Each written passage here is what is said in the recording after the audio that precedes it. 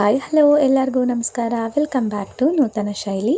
ಇವತ್ತಿನ ವಿಡಿಯೋದಲ್ಲಿ 42 ಇಂಚು ಎದೆ ಸುತ್ತಳತೆ ಇರೋ ಬ್ಲೌಸ್ದು ನಾವು ನಾರ್ಮಲ್ ಬ್ಲೌಸಿಂದ ಬೋಟ್ ನೆಕ್ಗೆ ಯಾವ ರೀತಿ ಕಟಿಂಗ್ ಮಾಡೋದು ಅಂತ ಅತಿ ಸಿಂಪಲ್ಲಾಗಿ ತಿಳಿಸ್ಕೊಡ್ತೀನಿ. ನಾವು ಬೋಟ್ ನೆಕ್ಕಿಂದ ಬೋಟ್ ನೆಕ್ಗೆ ಆರಾಮಾಗಿ ಕಟಿಂಗ್ ಮಾಡ್ಕೊಂಡ್ಬಿಡ್ಬೋದು. ಆದರೆ ನಾರ್ಮಲ್ ಬ್ಲೌಸಿಂದ ಬೋಟ್ ನೆಕ್ಗೆ ಕಟಿಂಗ್ ಮಾಡ್ಕೊಬೇಕಾದ್ರೆ ಕೆಲವೊಂದು ಚೇಂಜಸ್ಗಳನ್ನ ಮಾಡ್ಕೊಬೇಕಾಗಿರುತ್ತೆ.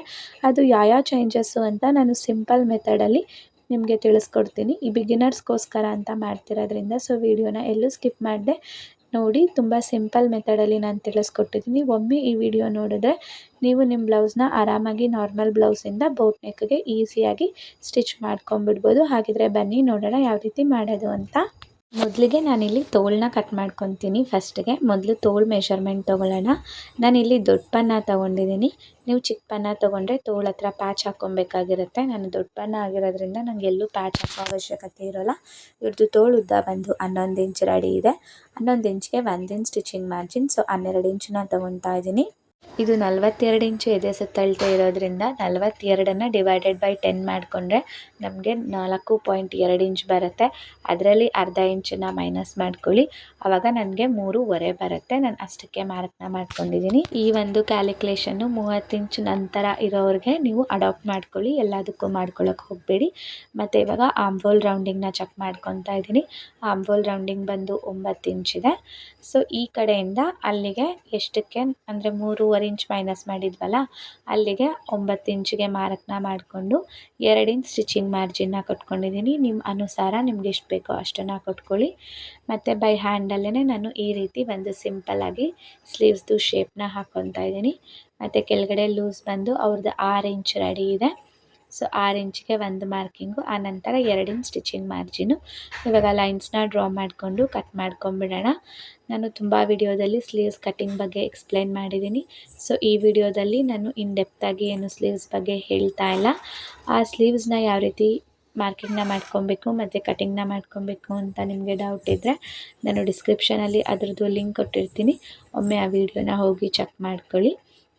ಮೊದಲಿಗೆ 2 ಕಟ್ ಮಾಡಿಕೊಂಡು ಆನಂತರ ಒಂದು ಭಾಗ ಮಾತ್ರ ಕಟ್ ಮಾಡ್ಕೊಂಡಿದ್ದೀನಿ. ನಾನಿಲ್ಲಿ 2 ನ್ಯಾಚ್ಗಳನ್ನ ಇಟ್ಕೊತಾ ಇದ್ದೀನಿ.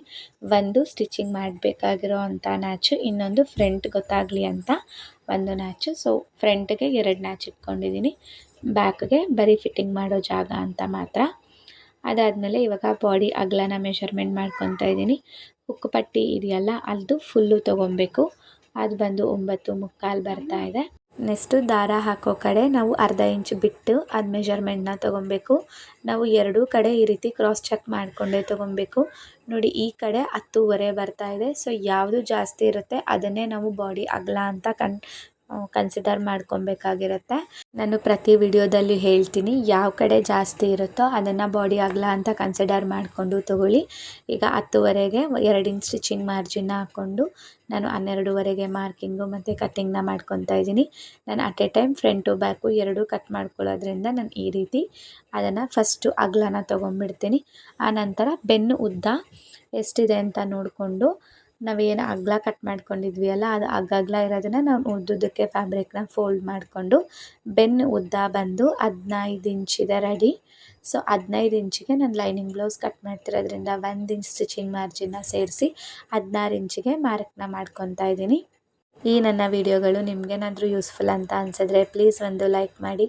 ಹಾಗೆ ಇನ್ನು ಹೆಚ್ಚಿನ ಟೈಲರಿಂಗ್ ಟ್ಯುಟೋರಿಯಲ್ಸ್ಗಾಗಿ ನನ್ನ ಚಾನಲ್ನ ಸಬ್ಸ್ಕ್ರೈಬ್ ಮಾಡ್ಕೊಳ್ಳಿ. ಈಗ ನೋಡಿ, ಕೆಳಗಡೆಯಿಂದ 16 ಇಂಚಿಗೆ ಬೆನ್ನುದ್ದನ ಮಾರ್ಕ್ನ ಮಾಡಿಕೊಂಡು ಒಂದು ಸ್ಕೇಲ್ ಸಹಾಯದಿಂದ ಇನ್ನು ಮಿಕ್ಕಿರೋ ಎಲ್ಲ ಫ್ಯಾಬ್ರಿಕ್ನೂ ನಾನು ಫ್ರಂಟ್ ಕಡೆಗೆ ಅದನ್ನು ಫೋಲ್ಡ್ ಮಾಡ್ಕೊಂಬಿಟ್ಟೆ. ಇವಾಗ ನಾವು ಶೋಲ್ಡರ್ನ ಮೆಷರ್ಮೆಂಟ್ ತೊಗೊಳ್ಳೋಣ. ಶೋಲ್ಡರ್ ಮೆಷರ್ಮೆಂಟ್ ತೊಗೊಳ್ಳೋದಕ್ಕೆ ಮೊದಲನೇ ಹುಕ್ಕನ್ನ ಹಾಕಿಬಿಟ್ಟು ಆನಂತರ ನೀಟಾಗಿ ಅವ್ರು ವೇರ್ ಮಾಡಿದಾಗ ಯಾವ ರೀತಿ ಕೂತ್ಕೊಳ್ಳುತ್ತೆ ಆ ರೀತಿ ಎಕ್ಸ್ಪ್ಯಾಂಡ್ ಮಾಡಿಕೊಂಡು ನಾವು ಮೆಷರ್ಮೆಂಟ್ನ ತೊಗೊಬೇಕಾಗಿರುತ್ತೆ. ಇವ್ರದ್ದು 12 ಇಂಚ್ ಬರ್ತಾ ಇದೆ. 12ರಲ್ಲಿ ಅರ್ಧ ಅಂದರೆ 6 ಇಂಚ್ ಬರುತ್ತೆ. 6 ಇಂಚ್ ತೊಗೊಂಡ್ಬಿಟ್ರೆ ನಮಗೆ ಬೋಟ್ ನೆಕ್ಗೆ ಅದು ಶಾರ್ಟೇಜ್ ಆಗುತ್ತೆ. ಅದರಿಂದ 42 ಇಂಚ್ ಇರೋಂಥ ಬ್ಲೌಸ್ಗೆ ಮಿನಿಮಮ್ 7ರಿಂದ 7.25 ನಾವು ತೊಗೊಳ್ಳೇಬೇಕಾಗಿರುತ್ತೆ. ನಾನಿಲ್ಲಿ 7.25 ತೊಗೊತಾ ಇದ್ದೀನಿ. 7 1/4 ಫುಲ್ ಶೋಲ್ಡರ್ ಅಂತ ಕನ್ಸಿಡರ್ ಮಾಡಿಕೊಂಡ್ರೆ 2 3/4 ನಾನು ಶೋಲ್ಡರ್ಗೆ ಬಿಟ್ಕೊಂಡು ಇನ್ನು 4.25 ಇಂಚ್ ಏನಿದೆ ಅದನ್ನು ಕತ್ತು ಕಡೆಗೆ ಬಿಟ್ಕೊತಾ ಇದ್ದೀನಿ. ಮಿನಿಮಮ್ ಇಷ್ಟು ತೊಗೊಳ್ಳೇಬೇಕು, ಇದಕ್ಕಿಂತ ಕಮ್ಮಿ ತೊಗೊಳ್ಳೋದಕ್ಕೆ ಹೋಗಬೇಡಿ. 40 41 42 ಇರೋರಿಗೆ ಇಷ್ಟು ತೊಗೊಂಡ್ರೆ ಸಾಕಾಗತ್ತೆ. ಇನ್ನು ಈ ಕಡೆ ಕಂಕ್ಳು ಬಂದು ನಾನು 7ವರೆಗೆ ಫಸ್ಟು ಮಾರ್ಕ್ನ ಮಾಡ್ಕೊತೀನಿ. ಆ ನಂತರ ನಾನು ಆಮ್ಹೋಲ್ ರೌಂಡಿಂಗ್ ಮಾರ್ಕಿಂಗ್ ಎಲ್ಲ ಆಗಿ ಆಮ್ಹೋಲ್ ರೌಂಡಿಂಗ್ ಚೆಕ್ ಮಾಡಿಕೊಂಡು ವೇರಿಯೇಷನ್ ಇದ್ದರೆ ನಾನು ಒಂದು ಸ್ವಲ್ಪ ಜಾಸ್ತಿ ಕಮ್ಮಿ ಮಾಡ್ಕೊತೀನಿ. ಈ ಮೂಲೆಯಿಂದ ಬ್ಯಾಕ್ ಕಂಕ್ಳು ಶೇಪ್ಗೋಸ್ಕರ ನಾನು 1 ಇಂಚ್ ಮಾರ್ಕ್ನ ಮಾಡ್ಕೊಂಡಿದ್ದೀನಿ. ಬಾಡಿ ಅಗಲ ಏನಿತ್ತು ಅದನ್ನು ಮೆಜರ್ಮೆಂಟ್ ಮಾಡಿಕೊಂಡು ಈ ಕಡೆ 7.25 ಇತ್ತಲ್ಲ ಅದನ್ನು ಅರ್ಧ ಮಾಡಿಕೊಂಡು, ಅರ್ಧ ಅಂದರೆ 3 3/4 ಬರುತ್ತೆ, ಅಲ್ಲಿಗೆ ಒಂದು ಮಾರ್ಕ್ನ ಹಾಕ್ಕೊಂಡು ಈ ರೀತಿ ಒಂದು ಶೇಪ್ನ ಕೊಟ್ಕೊತಾ ಇದ್ದೀನಿ. ಇವಾಗ ಆಮ್ಹೋಲ್ ರೌಂಡಿಂಗ್ ನೋಡ್ಕೊಳ್ಳೋಣ. ಆಮ್ಹೋಲ್ ರೌಂಡಿಂಗ್ ಸ್ಲೀವ್ಸಲ್ಲಿ ನಾವು ನೋಡ್ಕೊಂಡಿದ್ವಿ ಅಲ್ವಾ, 9 ಇಂಚ್ ಬಂದಿತ್ತು.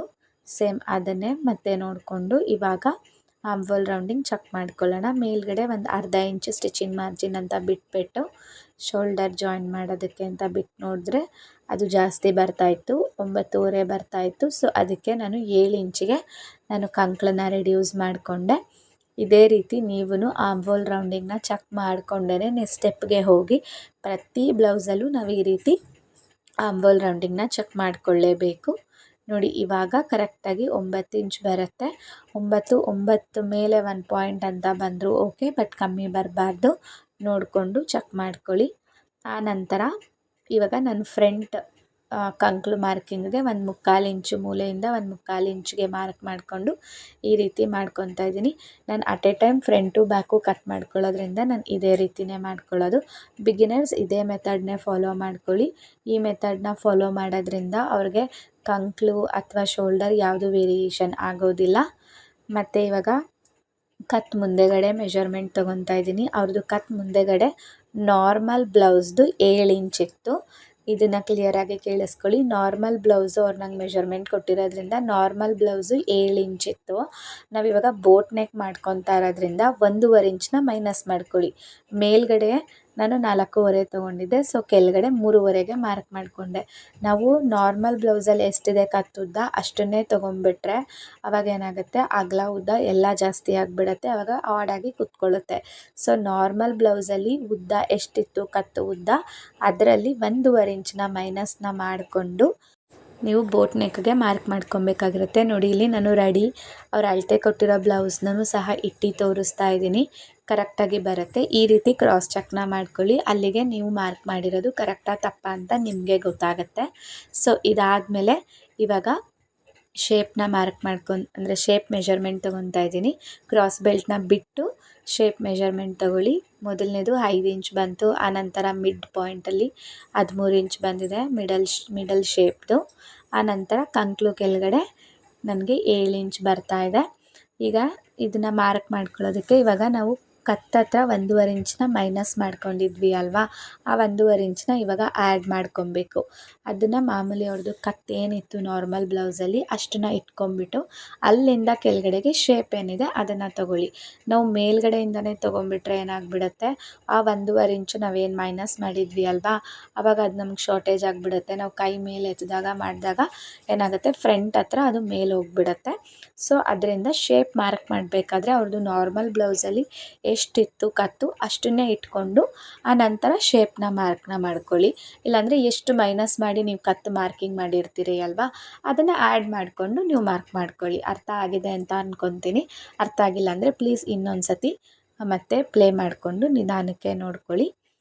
ಆನಂತರ ಇಲ್ಲಿ ನಾನೇನು ಮಾಡಿದ್ದೆ, ಕಂಕ್ಳು ಬಂದು ಇದು ಬೋಟ್ ನೆಕ್ ಆಗಿರೋದ್ರಿಂದ ನಾವು ನಾರ್ಮಲ್ ಬ್ಲೌಸ್ ಏನಿದೆ ಅದಕ್ಕಿಂತ ಕಂಕ್ಳು ನಾವು ಉದ್ದನ ತೊಗೊಂಡಿರ್ತೀವಿ ಆ ಕಂಕ್ಳು ಶೇಪ್ ಬರೋದಕ್ಕೋಸ್ಕರ. ಸೊ ಇವಾಗ ನೋಡಿ ನಾರ್ಮಲ್ ಬ್ಲೌಸಲ್ಲಿ 6.25 ಇದೆ ಇವ್ರದ್ದು, ಕಂಕ್ಳು ಬಂದು 6.25 ಬರುತ್ತೆ. ಓಕೆನಾ. ನಾನು ಇಲ್ಲಿ ತೊಗೊಂಡಿರೋದು 7 ಇಂಚ್ ತೊಗೊಂಡಿದ್ದೀನಿ, ಅಂದರೆ ಕಂಕ್ಳನ್ನ. ಸೊ ನಾನಿಲ್ಲಿ ಎಷ್ಟು ಜಾಸ್ತಿನ ಇಟ್ಕೊಂಡಿದ್ದೀನಿ ಅಂದರೆ 3/4 ಇಂಚು ನಾನು ನಾರ್ಮಲ್ ಬ್ಲೌಸಿಂದ ಬೋಟ್ ನೆಕ್ ಬ್ಲೌಸ್ಗೆ 3/4 ಇಂಚು ನಾನು ಜಾಸ್ತಿನ ಇಲ್ಲಿ ಇಟ್ಕೊಂಡಿದ್ದೀನಿ. ನಂದು ಕಂಕ್ಳು ಅವ್ರದ್ದು ರೆಡಿ ಬ್ಲೌಸಲ್ಲಿ ಕಂಕ್ಳು ಬಂದು 7 ಇಂಚಿತ್ತು. ಈ 3/4 ಇಂಚು ನಾನು ಮೈನಸ್ ಮಾಡಬೇಕಾಗಿತ್ತು. ಬಟ್ ನಾನೇನು ಮಾಡ್ತೀನಿ, 4ನೇ ಡಾಟ್ ಹಿಡಿತೀವಲ್ಲ ಅಲ್ಲಿಗೆ ಅದನ್ನು ಅಡ್ಜಸ್ಟ್ ಮಾಡೋಣ ಅಂದ್ಬಿಟ್ಟು ನಾನು 7 ಇಂಚನ್ನೇ ತೊಗೊಂಡಿದ್ದೀನಿ. ನಿಮಗೆ ಜಾಸ್ತಿ ಏನಾದರೂ ಬಂದರೆ ನೀವು ಕಂಕ್ಳಲ್ಲಿ ನೀವು ಎಷ್ಟು ಜಾಸ್ತಿನ ತೊಗೊಂಡಿದ್ದೀರಾ, ನಾರ್ಮಲ್ ಬ್ಲೌಸ್ಗಿಂತ ಎಷ್ಟು ಜಾಸ್ತಿನ ತೊಗೊಂಡಿದ್ದೀರಾ ಅಷ್ಟನ್ನ ಮೈನಸ್ ಮಾಡಿಕೊಂಡು ನೀವು ಮಾರ್ಕ್ನ ಮಾಡ್ಕೊಳ್ಳಿ. ಆನಂತರ ಶೇಪ್ಗೋಸ್ಕರ ನಾನಿಲ್ಲಿ ಏನು ಮಾಡಿದ್ದೀನಿ, ಕಾರ್ನರಿಂದ 3 ಇಂಚನ್ನ ತೊಗೊಂಡಿದ್ದೀನಿ. ನೀವು ಬೋಟ್ ನೆಕ್ನ ಸ್ಟಿಚ್ ಮಾಡ್ತಾಯಿದ್ರೆ ಎಲ್ಲರಿಗೂ 34ನೇ ಸೈಜಿಂದ ಯಾರ್ಯಾರಿಗೆ ನೀವು ಸ್ಟಿಚ್ ಮಾಡ್ತೀರಾ ಅವ್ರಿಗೆಲ್ಲರಿಗೂ ನೀವು ಈ ಕಾರ್ನರಿಂದ 3 ಇಂಚು, ಆನಂತರ 1/4 ಅಂತಲೇ ತಗೊಳ್ಳಿ. ಅದು ಕಟ್ ಮಾಡ್ಕೊತಿದ್ದಂಗೆ ಈ ರೀತಿ ನ್ಯಾಚ್ನ ಹೊಡ್ಕೊಬೇಕು. ಅದು ಡಾಟ್ ಹಿಡಿಯೋ ಅಂತ ಜಾಗ ಅಂತ ಗೊತ್ತಾಗಲಿ ಅಂತ ನಾನು ಈಗಲೇ ಕಟಿಂಗ್ ಮಾಡಬೇಕಾದ್ರೆ ನ್ಯಾಚ್ನ ಹೊಡ್ಕೊಂಬಿಡ್ತೀನಿ. ಆನಂತರ ಈ ರೀತಿ ಕಂಕ್ಳು ಶೇಪ್ನ ತೊಗೊತಿದ್ದೀನಿ ನೋಡಿ. ಫ್ರಂಟು ಬ್ಯಾಕು ಅಟ್ ಎ ಟೈಮೇ ಎರಡೂ ಕಟ್ ಮಾಡ್ಕೊತೀನಿ. ಆನಂತರ ಕಂಕ್ಳು ಡಾಟ್ ಹಿಡಿಯೋದಕ್ಕೆ ನೋಡಿ ಈ ರೀತಿ ನೀಟಾಗಿ ಫೋಲ್ಡ್ ಮಾಡ್ಕೊಬೇಕು. ಒಂದು ಸ್ಟ್ರೈಟ್ ಲೈನ್ ಬರೋ ರೀತಿ ಫಾರ್ಮ್ ಆಗುತ್ತೆ, ಆ ರೀತಿ ಫೋಲ್ಡ್ ಮಾಡ್ಕೊಬೇಕು. ಎಲ್ಲೆಲ್ಲೋ ಫೋಲ್ಡ್ ಮಾಡ್ಕೊಬೇಡಿ. ಒಂದು ನೋಡಿ ಈ ರೀತಿ ಸ್ಟ್ರೈಟ್ ಲೈನ್ ಬರೋ ರೀತಿ ಹಿಡ್ಕೊಂಡು ಫೋಲ್ಡ್ ಮಾಡಿ ಕಟ್ ಮಾಡ್ಕೊಬೇಕು. ಅದು ಗೊತ್ತಾಗಿಲ್ಲ ಅಂದರೆ ಈ ಕಡೆ ಕಾರ್ನರಿಂದ 1/4 ಇಂಚ್ಗೆ ಮಾರ್ಕ್ನ ಮಾಡಿಕೊಂಡು ಅಲ್ಲಿ ನೀವು ಕಟ್ನ ಮಾಡ್ಕೊಳ್ಳಿ. ಸೊ ಆವಾಗ ನಿಮಗೆ ಗೊತ್ತಾಗುತ್ತೆ. ಈಗ ನೀಟಾಗಿ ಶೇಪ್ನ ಕಟ್ ಮಾಡ್ಕೊತಿದ್ದೀನಿ. ಸೊ ಇನ್ನು ನನ್ನ ಚಾನಲ್ನ ಯಾರೆಲ್ಲ ಸಬ್ಸ್ಕ್ರೈಬ್ ಮಾಡ್ಕೊಳ್ದೆ ನೋಡ್ತಾ ಇದ್ದೀರಾ, ಪ್ಲೀಸ್ ಸಬ್ಸ್ಕ್ರೈಬ್ ಮಾಡಿಕೊಂಡು ನೋಡಿ. ವಿಡಿಯೋ ಇಷ್ಟ ಆಗ್ತಿದ್ರೆ ಪ್ಲೀಸ್ ಒಂದು ಲೈಕ್ ಕೊಡೋದನ್ನು ಮಾತ್ರ ಮರಿಬೇಡಿ. ನಿಮ್ಮ ಅಕ್ಕಪಕ್ಕದಲ್ಲಿ ಯಾರಾದರೂ ಟೈಲರಿಂಗ್ ಕಲಿತಾ ಇದ್ದರೆ ಸೊ ಪ್ಲೀಸ್ ಅವ್ರಿಗೂ ಈ ವಿಡಿಯೋನ ಶೇರ್ ಮಾಡಿ. ಮತ್ತು ಇದು ಬೋಟ್ ನೆಕ್ ಆಗಿರೋದ್ರಿಂದ ಕಂಪಲ್ಸರಿಯಾಗಿ ನಾವು ಒಂದು ಅರ್ಧ ಇಂಚು ಡೌನಿಂಗ್ನ ಮಾಡ್ಕೊಬೇಕಾಗಿರುತ್ತೆ.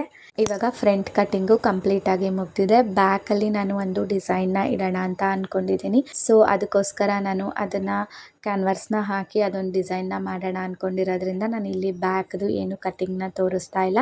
ನೆಕ್ಸ್ಟು ಕ್ರಾಸ್ ಬೆಲ್ಟ್ನ ಕಟಿಂಗ್ ಮಾಡ್ಕೊಂಬಿಡೋಣ. ಕ್ರಾಸ್ ಬೆಲ್ಟ್ ಕಟಿಂಗ್ ಮಾಡೋದಕ್ಕೆ ನಾನು ಮೆಷರ್ಮೆಂಟ್ ತೊಗೊಳ್ಳೋದು ಇಲ್ಲಿ ವಿಡಿಯೋ ಸ್ಕಿಪ್ ಆಗಿಬಿಟ್ಟಿದೆ. ಮಾಮೂಲಿ ಅಳತೆ ಬ್ಲೌಸಲ್ಲಿ ಕ್ರಾಸ್ ಬೆಲ್ಟ್ ರೆಡಿ ಎಷ್ಟಿದೆ ಅದಕ್ಕೆ 1 ಇಂಚ್ ಸ್ಟಿಚಿಂಗ್ ಮಾರ್ಜಿನ್ ಅಂತ ಸೇರಿಸ್ಕೊಂಡು ಮಾರ್ಕ್ನ ಮಾಡ್ಕೊಳ್ಳಿ. ನಾವು ಶೇಪ್ಗೆ ಯಾವ ರೀತಿ 3 ಮೆಷರ್ಮೆಂಟ್ ತೊಗೊಂಡ್ವಿ ಅಲ್ವಾ, ಅದೇ ರೀತಿ ಕ್ರಾಸ್ ಬೆಲ್ಟ್ಗೂ ಅಷ್ಟೇ 3 ಮೆಷರ್ಮೆಂಟ್ ತೊಗೊಬೇಕು. ನೀವು ಮಾಡಿರೋ ಕಟ್ಟಿಂಗು ಕರೆಕ್ಟಾಗಿ ಬಂದಿದೆಯಾ ಅಂತ ನೋಡಿ ನೀವೇ ಇಟ್ಕೊಂಡು ಕ್ರಾಸ್ ಚೆಕ್ ಮಾಡ್ಕೊಬೋದು. ಇಲ್ಲಿ ಕ್ರಾಸ್ ಬೆಲ್ಟು 1 ಇಂಚ್ ಜಾಸ್ತಿ ಬಂದಿದೆ. ಮಧ್ಯದ ಶೇಪಲ್ಲಿ ನಾವು ಡಾಟ್ಗಳು ಹಿಡಿತೀವಲ್ಲ ಅದು ಕಫ್ಗೆ ನೀಟಾಗಿ ಕುತ್ಕೊಳ್ಳೋದ್ರಿಂದ ಅದು ಅಡ್ಜಸ್ಟ್ ಆಗುತ್ತೆ. ಮತ್ತು ಕಾರ್ನರಲ್ಲಿ ನಾವು 4ನೇ ಡಾಟ್ ಹಿಡಿಯೋದ್ರಿಂದ ಅದು ಸಹ ಅಡ್ಜಸ್ಟ್ ಆಗುತ್ತೆ.